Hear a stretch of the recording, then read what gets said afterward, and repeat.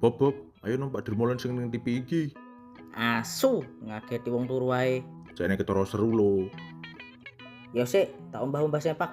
Tolong dino tak umbah su. Cuk, gilani. A few moments later. Gatel wocon efek sampinge. Numpak dermolen iso nggarai jerit, udunen kecirit, kadas kurap panu boyok remuk karo buka nyelepor. Iki asline dermolen apa remukan menungso sih? Mbuh kah? Mulai-mulai iso mati konyol iki.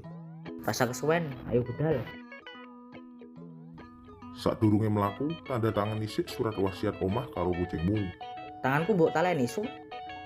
Gawe cangkem ae. Lo. Kok dhuwur? Aku wedi mati, Cuk. Ya Allah, aku durung rabi, wis aku bumpet. Aku seneng karo Mak Espon, Bob. Gatel.